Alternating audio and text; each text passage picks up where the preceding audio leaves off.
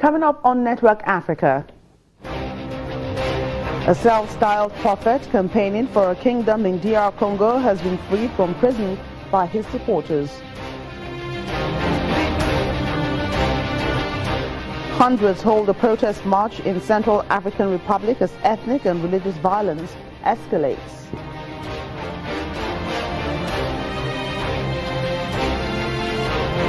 And a renewable energy enthusiast is powering up rural communities in Cameroon.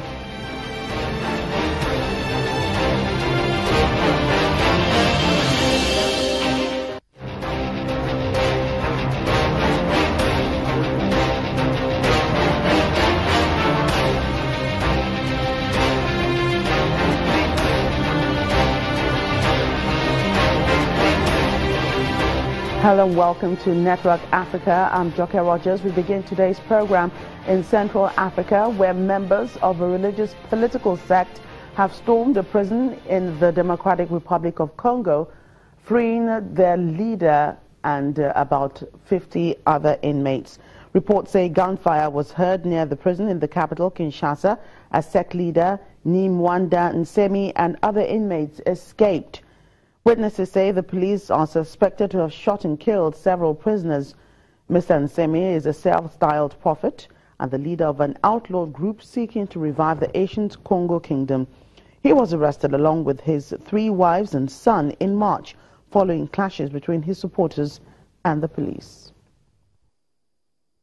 Let's get more on this story from the VOA's William Clowers, who joins us live from Kinshasa. You're welcome to the program. Hi there. Thank you for having me. Right. What more can you tell us about the jailbreak in Kinshasa? Well, at the moment, there's still quite a lot that's unclear, but what we do know is that at about 4 a.m. in the morning, armed men launched an attack on the main prison in Kinshasa, which is called Makala. According to the Justice Ministry, the attackers were followers of Mwando Nsemi, who is a cult leader of a Christian separatist cult who was arrested earlier in this year for inciting insurrection against the president here. To complicate matters, a spokesman for Nsemi's movement has denied responsibility for the attack and says that he doesn't even know where Nsemi is, whether he's in prison or wherever he is.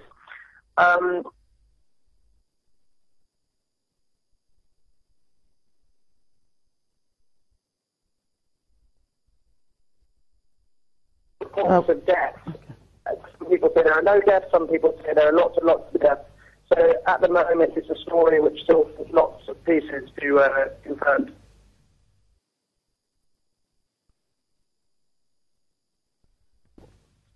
William, how come, it was so easy for his supporters to have breached the prison security system?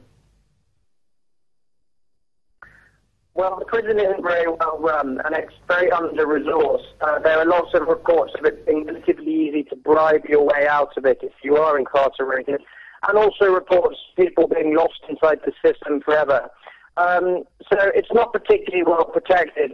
It isn't much of a surprise that a committed and organised force wouldn't have found it too difficult to break in and break people out.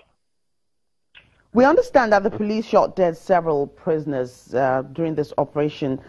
Will there be an investigation to determine whether the action of the police was unlawful? Well, as I said just a little bit ago, we still don't know how many people have been killed yet and in what circumstances. And I would certainly expect the likes of the United Nations and Human Rights Watch to carry out inquests into the possibility of unlawful death. But past experience suggests that there won't be an investigation carried, or at least a meaningful investigation carried out by the government itself.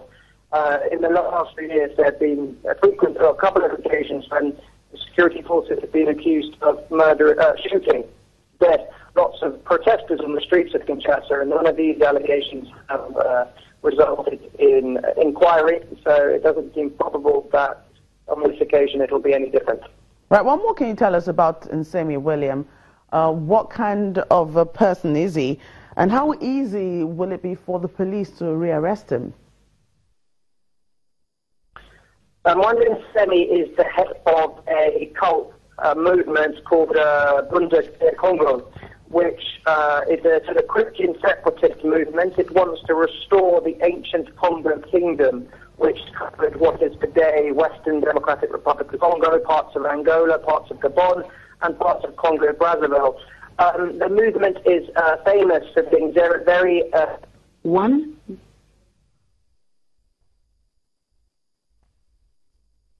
We seem to have lost the audio with William there. That was the VOA's William Clowes reporting from Kinshasa.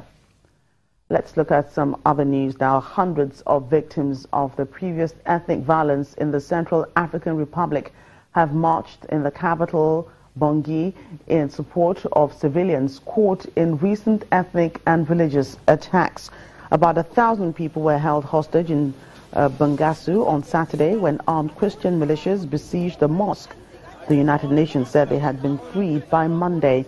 But the Red Cross says its workers have found 115 bodies in the diamond mining town after several days of militia attacks. The UN High Commissioner for Human Rights has also expressed concerns about the spreading violence. Now, the High Commissioner for Human Rights, Zeid Ra'ad al-Hussein, is gravely alarmed over the expanding attacks by armed groups against the civilian population in several parts of the Central African Republic in recent months, as well as attacks against UN peacekeepers in the southeast of the country. The High Commissioner is particularly disturbed by the increase in targeted killings of civilians since the fighting between rival groups began in November 2016. There is an ethnic dimension to this as well. Fulanis have been attacked on the basis of their ethnicity, not on the basis of their religion. So you've got the religious elements, you've got the ethnic elements, and you've also got the economic elements. Clearly, there's a lot of economic deprivation.